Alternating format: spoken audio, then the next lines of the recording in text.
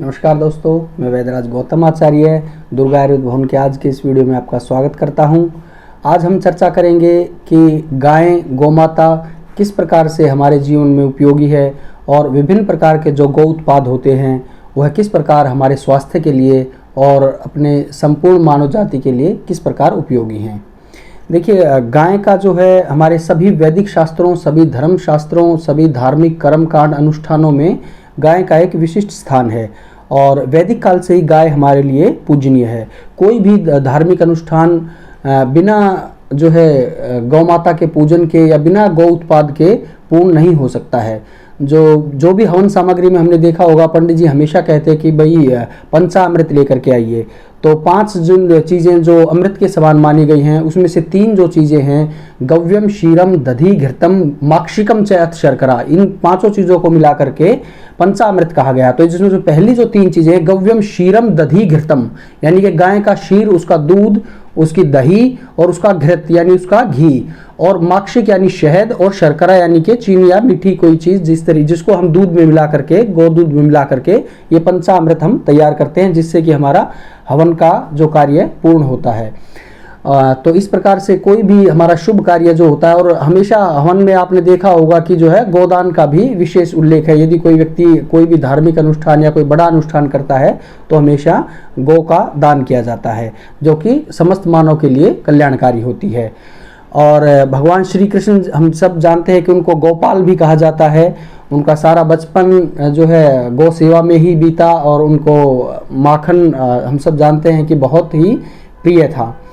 तो आइए हम बात करते हैं कि जो गौमाता है इसके विभिन्न उत्पाद जो है किस प्रकार से हमारे जीवन या हमारे समाज के लिए कल्याणकारी है। देखिए, जो गौ उत्पाद होते हैं जिनको पंचगव्य कहा जाता है, उनको जैसे कि मैं आपको बता रहा हूँ कि गव्यम, क्षीरम, दधि, घृतम, गोमूत्रम, गोमय तथा, ये गाय के जो 5 उत्पाद हैं, इसमें गाय के दूध से लेकर के और उसके गोमूत्र और गोबर तक का भी हमारे लिए बहुत ही उपयोगिता है जीवन में। तो एक एक करके हम इनकी उपयोगिता का हम चर्चा करते हैं। सबसे पहले हम बात करते हैं गाय के दूध के बारे में, और यह इसका मुख्य उत्पाद है। इससे घी, दही जो है वो बनता है।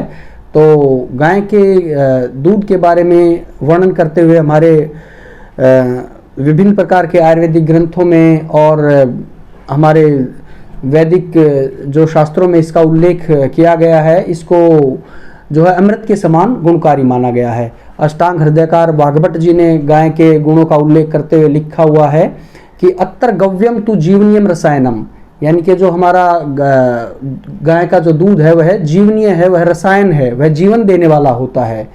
वह आगे इसके बारे में वर्णन करते हुए लिखा गया है कि शत क्षीण हितम मेध्यम वरण्यम स्तन्यम करम श्रम श्रम भ्रम मध्य लक्ष्मी श्वास कास अति त्रिट सुधा जीर्ण जुरम रक्त पितम मूत्र कृच्छम च विनाशेत, यानी कि ये शरीर की जो है कि सभी बीमारियों के लिए, हमारे जीवन की जो है कि शारीरिक और मानसिक और सभी प्रकार के जो कष्ट होते हैं उसके लिए जो गोदुग्ध है वह हितकारी होता है। जैसा कि मैंने बताया कि एक जीवनीय रसायन है। शत, जो व्यक्ति किसी कष्ट से, किसी शरीर की किसी पीड़ा से, किसी जख्म से, यदि किसी को कोई क्षत हो गया है तो उसको हम अक्सर कहते हैं कि भाई दूध के अंदर हल्दी मिला करके दे दीजिए तो उसका जख्म भर जाते हैं। शत क्षीण, यानी कि जो व्यक्ति यदि कमजोरी महसूस कर रहा है, बहुत ज़्यादा उसका बल का क्षय हो गया है, तो सध्य बलकरम पय, ये लिखा हुआ है हमारे कि जो दूध है वह तुरंत शक्तिदायक होता है। तो गाय का दूध यदि हम उसको पिलाते हैं तो उसको तुरंत शक्ति मिलती है। मेध्यम, यह मेधावर्धक होता है। जो आजकल अक्सर हम भैंस का दूध ज़्यादा इस्तेमाल करते हैं, तो भैंस का दूध जो होता है वह थोड़ा भारी होता है। उसके बारे में आयुर्वेद में लिखा महाअभिसंधि माहिषम निद्राकरम, यानी कि जो भैंस का जो दूध होता है वह महाअभिसंधि, वह स्रोतों को अवरोध करने वाला होता है और वह निद्राकर होता है। किंतु उसी की अपेक्षा में गाय का दूध जो होता है वह हल्का होता है, लघु होता है और बुद्धि को बढ़ाने वाला होता है। और जो भैंस का दूध होता है वह कफ कारक होता है और निद्रालु होता है, और कहते हैं कि भाई इसकी मोटी बुद्धि है, ये भैंस का बहुत दूध पीता है, ऐसा है अक्सर हमारे समाज में एक प्रचलन भी है। तो मध्यम वरण्यम स्तन्यम, जिन माताओं बहनों का यदि प्रसवावस्था के बाद दूध कम उतरता है, उनके बच्चे के लिए कम दूध होता है, तो हम उसको गाय का दूध पिलाएं तो उनकी दूध की जो कमी है वह माता के लिए भी और शिशु के लिए, दोनों के लिए पूरी होती है। और खैर कहा भी गया है कि कई बार दुर्भाग्यवश यदि किसी शिशु के जन्म के दौरान या फिर किसी माता की नव प्रसूता की यदि मृत्यु हो जाती है, तो उसमें जो शिशु होता है उसके लिए गाय का दूध ही, यदि हम लघु पंचमूल जिसके अंदर की छोटी कटेरी, बटी कटेरी, गोखरू, शाल प्रणी, परशिन प्रणी, ये जो है लघु पंचमूल होता है, उससे सिद्ध करके यदि हम उसको गाय के दूध को दें तो वह माता के दूध के समान ही गुणकारी होता है। इसलिए गौ को हम माता का भी दर्जा देते हैं।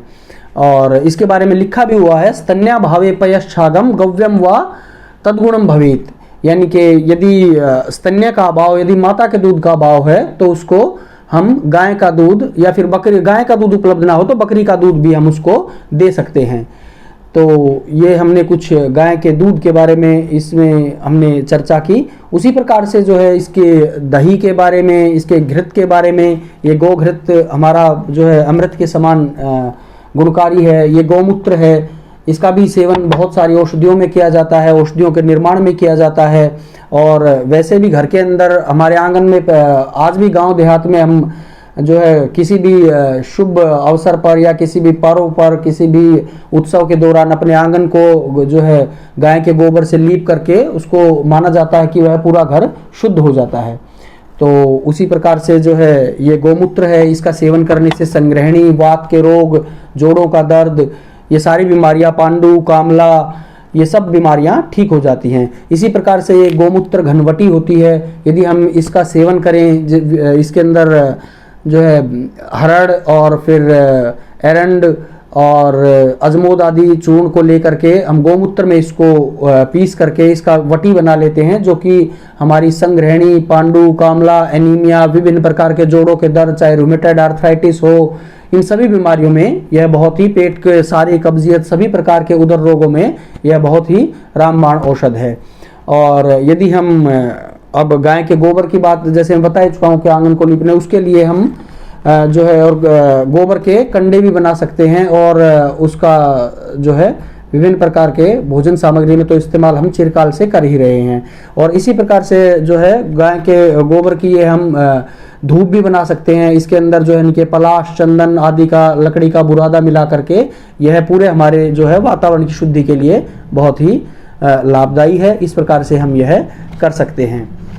तो हम देख रहे हैं कि जो है गाय हमारे जीवन के लिए बहुत ही उपयोगी है और कोई भी धार्मिक अनुष्ठान इसके बिना पूर्ण नहीं हो सकता है। तो आज हम यह अपने जीवन में प्रण करें कि हम हमेशा है जो है गोवंश या गौ माता की सेवा करेंगे और इसको गोवंश की बढ़ोतरी के लिए अपना जितना भी योगदान हो सकेगा हम अपने सामर्थ्य अनुसार अवश्य करेंगे।